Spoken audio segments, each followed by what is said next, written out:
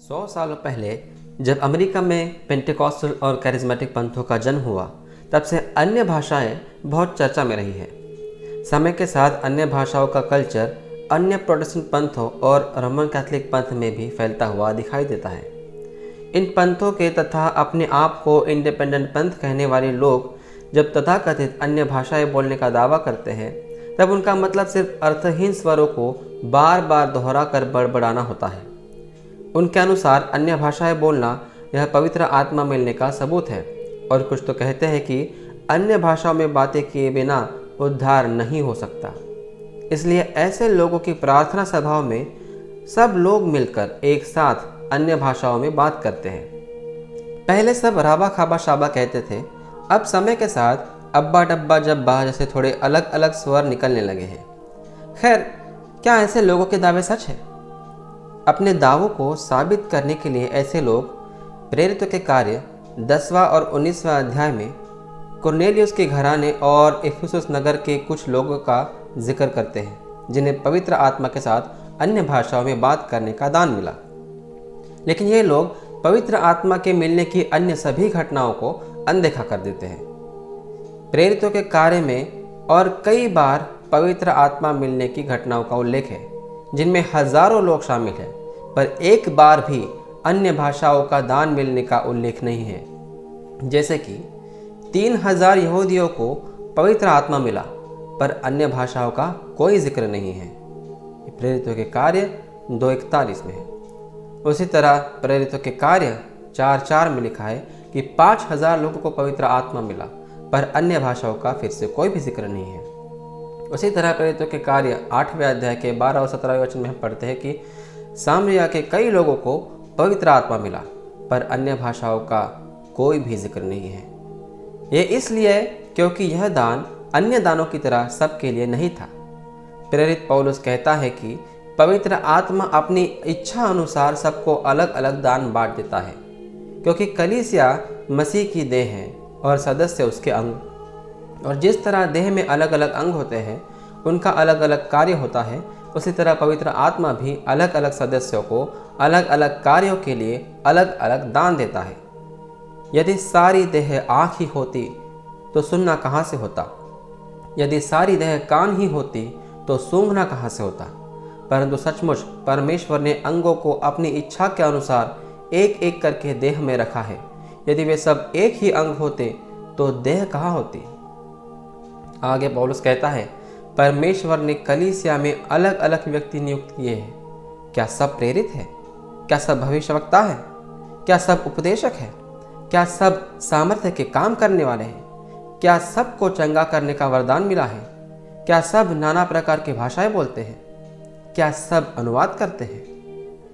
प्रेरित पौलुस इसी अध्याय में 3 बार भाषाओं के दान को सबसे कम दर्जे के दानों में गिनता है, और 14वें अध्याय में बार बार संदेश के दान को भाषा के दान से श्रेष्ठ बताता है। अब तक हमने देखा कि बाइबल के अनुसार नाना प्रकार की भाषा बोलने का दान सबको नहीं मिलता, क्योंकि खुद पवित्र आत्मा यह दान सबको नहीं बांटता। और जब खुद परमेश्वर ही सबको यह दान नहीं देता, तो हम कैसे कह सकते हैं कि अन्य भाषाएं बोलना पवित्र आत्मा पाने का सबूत है या उद्धार के लिए आवश्यक है?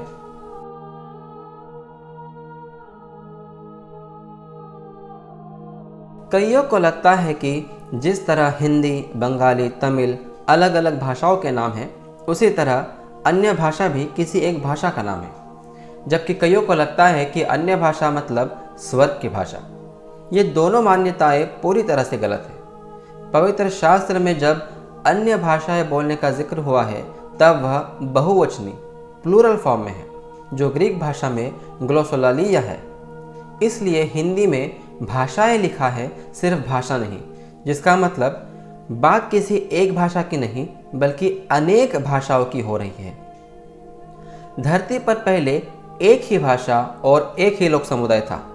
उन्हें परमेश्वर ने पूरी दुनिया में फैलने और बसने की आज्ञा दी थी, लेकिन परमेश्वर की आज्ञा न मानकर जब सब लोगों ने इकट्ठे रहने का फैसला किया और बाबुल में मीनार बनाना शुरू किया, तब परमेश्वर ने उन्हें पृथ्वी पर फैलाने के लिए उनकी भाषा में गड़बड़ी डाल दी। जिस वजह से दुनिया की सब भाषाएं अस्तित्व में आई हैं। इस तरह का वाकया स्वर्ग में नहीं हुआ, इसलिए स्वर्ग में विभिन्न भाषाएं नहीं हैं, और इसीलिए जिस भाषाओं के दान के विषय में शास्त्र में लिखा है वह स्वर्ग की नहीं हो सकती। वैसे भी स्वर्गदूत भौतिक, ऐहिक या शारीरिक जीव नहीं है, बल्कि आत्मिक जीव है, और हम इंसानों की तरह मुंह से किसी भाषा की ध्वनि निकालकर बोलने की उन्हें ज़रूरत नहीं होती। जब भी इस दान के विषय में उल्लेख किया गया है तब उसे अलग अलग हिंदी अनुवादों में अन्य भाषाएं, दूसरों की भाषाएं, अपरिचित भाषाएं, नई भाषाएं लिखा गया है। ऐसा क्यों लिखा गया है? क्योंकि भाषाओं के दान में मिलने वाली भाषा वह भाषा होती है जो हमारी मातृभाषा से अलग होती है, इसीलिए उसे अन्य, अपरिचित, दूसरों की भाषा कहा गया है। जो चीज़, भाषा, देश, संस्कृति हमारी अपनी ना हो उसे किसी अन्य की, दूसरे की, अपरिचित या नई चीज़, भाषा, देश या संस्कृति कहते हैं। इसलिए अन्य भाषा न किसी भाषा का नाम है, न स्वर्गदूतों की भाषा है। अन्य भाषाएं तो इस दुनिया की इंसानों की भाषाएं हैं। 100 सालों पहले जब अमेरिका में पेंटेकोस्टल पंथों का जन्म हुआ, तब पेंटेकोस्टल पंथों को बनाने वालों का भी यही मत था। वह विश्वास करते थे कि वह जो तथाकथित भाषाएं बोल रहे हैं वह इस दुनिया की भाषाएं हैं, जिस तरह पवित्र प्रेरित पेंतेकोस्त के दिन इस दुनिया की भाषाएं बोल रहे थे। लेकिन जब उन्होंने देखा कि उनकी तथाकथित राबा खाबा शाबा वाली भाषाएं दुनिया के किसी देश के इंसान को नहीं समझती, तब उन्होंने अपना विश्वास बदला और कहने लगे कि ये भाषाएं इस दुनिया की नहीं हैं। फिर तो और आसानी होगी, जो चाहो बड़बड़ाओ और कहो कि यह अन्य भाषा है, इस दुनिया की नहीं है। वही आज तक चल रहा है। अपनी झूठी बात को सच साबित करने के लिए ये लोग 1 कुरिन्थियों 14:2 और 4 वचनों का इस्तेमाल करते हैं। लिखा है, क्योंकि जो अन्य भाषा में बात करता है वह मनुष्य से नहीं परंतु परमेश्वर से बात करता है, इसलिए कि उसकी बातें कोई नहीं समझता, क्योंकि वह भेद की बातें आत्मा में होकर बोलता है। जो अन्य भाषा में बातें करता है वह अपनी ही उन्नति करता है। इन वचनों को अप्रासंगिक, आउट ऑफ कॉन्टेक्स्ट लेकर अपनी झूठी बात सच साबित करने के लिए अपनी मन मर्जी अर्थ बदला जाता है। नए, अनजान, अज्ञानी या बाइबल की समझ न रखने वाले लोग ऐसी बातों में आ भी जाते हैं, जबकि इन वचनों का दुनिया से परे किसी भाषा से कोई संबंध नहीं है। इन वचनों को अगर पूरे अध्याय और बाइबल को संदर्भ में रखकर देखें तो समझेंगे कि पौलुस कह रहा है कि अन्य भाषा का दान प्राप्त होना मतलब अपनी मातृभाषा को छोड़ किसी दूसरी भाषा में बात करना। इसलिए उपासना के समय स्थानिक कलीसिया की मातृभाषा या सबको समझने वाली भाषा को छोड़ जब कोई सदस्य दूसरी जगह या देश की भाषा बोलता है, तब स्वाभाविकता वह स्थानिक कलीसिया के लोगों को नहीं समझती। इसलिए पौलुस कहता है कि ऐसी भाषा बोलने वाला मनुष्य से नहीं परंतु परमेश्वर से बातें करता है, और क्योंकि वह क्या बात कर रहा है वह उसे खुद को छोड़ किसी और को नहीं समझती, इसलिए पौलुस कहता है कि वह सिर्फ अपनी उन्नति करता है। यह कहकर पौलुस दूसरी भाषा में बात करके अपनी ही उन्नति करने वाले इंसान की प्रशंसा नहीं कर रहा, बल्कि कहता है कि इससे बेहतर संदेश का दान है, जिससे सिर्फ एक इंसान की नहीं बल्कि पूरी कलीसिया की उन्नति होती है।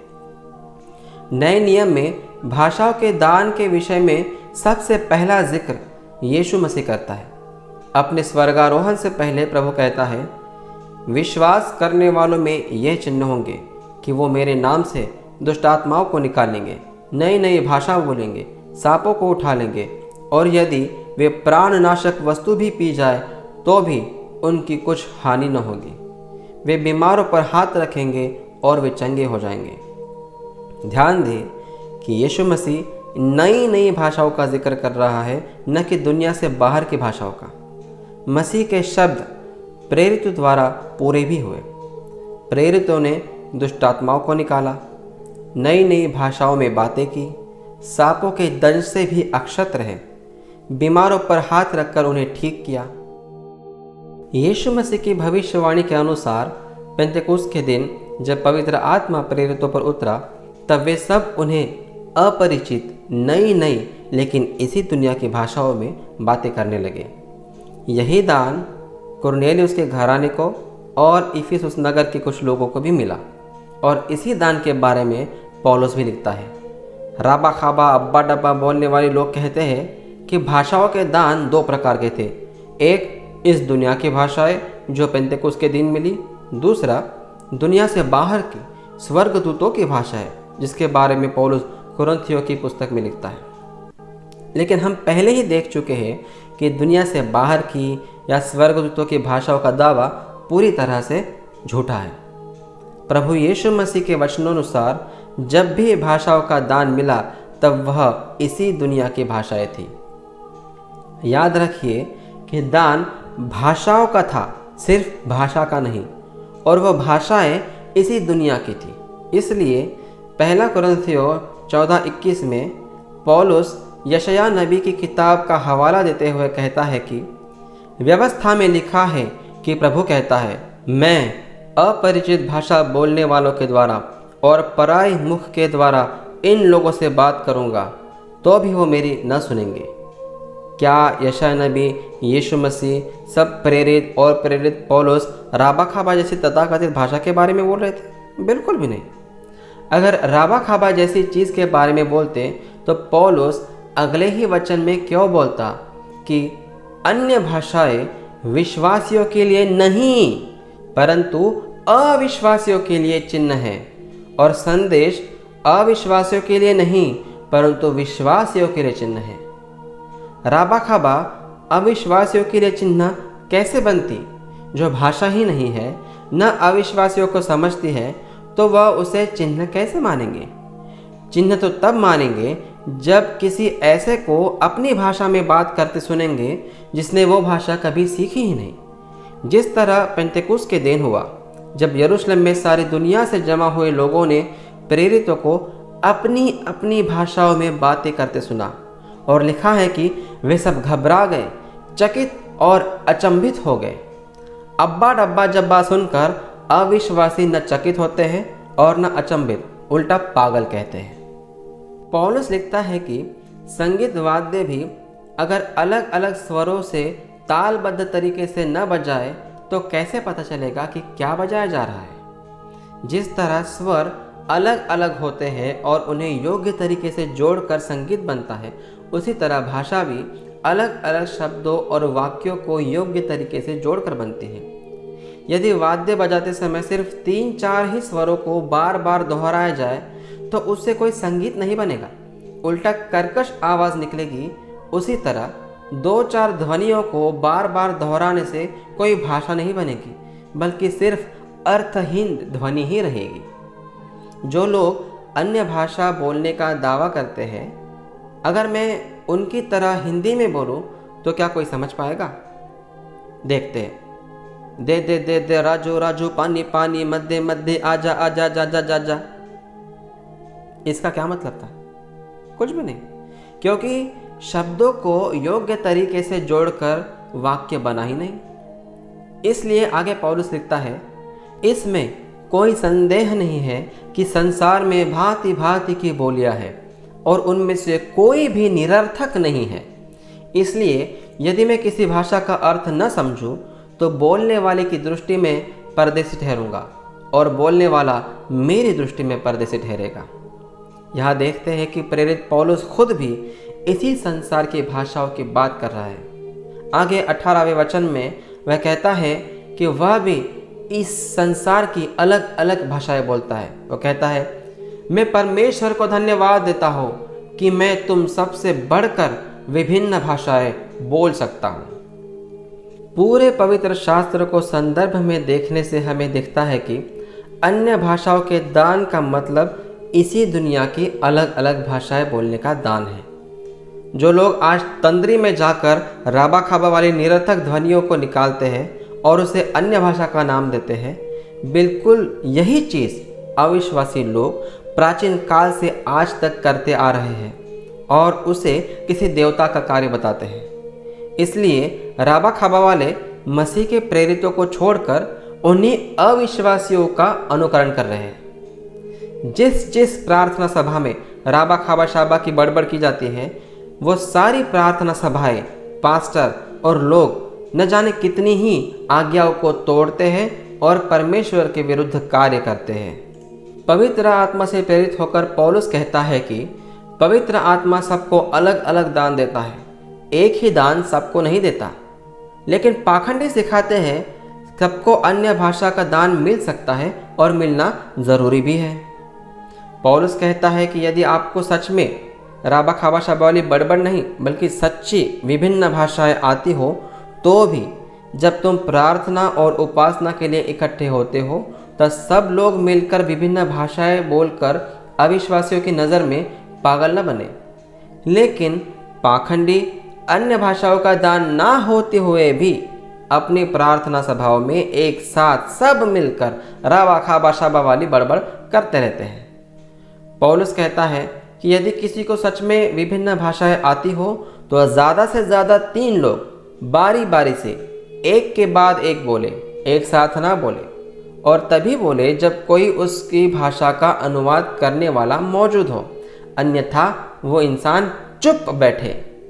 लेकिन पाखंडियों की सभाओं में सब कुछ उल्टा किया जाता है और अन्य भाषाओं का दान ना होते हुए भी एक साथ सब मिलकर राबा खाबा शाबा वाला शोर मचाते हैं। पौलुस कहता है कि अन्य भाषाएं विश्वासियों के लिए नहीं परंतु अविश्वासियों के लिए चिन्ह है। लेकिन पाखंडी अपनी सभाओं में अविश्वासियों के बजाय एक दूसरे को ही राबा खाबा बोलकर चिन्ह दिखाते हैं। पौलुस कहता है नबियों की आत्माएं नबियों के वश में रहती हैं, लेकिन पाखंडियों की सभाओं में उनके सरदार और उनके सारे चेलों की आत्माएं कभी उनके वश में नहीं होती। उल्टा उनका व्यवहार दुष्ट आत्मा से पछाड़े हुआ जैसा होता है। पौलुस कहता है परमेश्वर अव्यवस्था का नहीं परंतु शांति का परमेश्वर है। सारी बातें शालीनता और व्यवस्थित रूप से की जाए। लेकिन पाखंडियों की सभाओं में चिल्लाना, अलग अलग आवाज़ें निकालना, हाथ पैर घुमाना, कूदना, नीचे गिरना, दौड़ना, पछाड़े जैसी हरकतें करना बहुत आम बात है। ऐसे लोगों पर यह वचन पूरी तरह लागू होता है, तुम्हारे कारण अन्य जातियों में परमेश्वर का नाम अपमानित हो रहा है।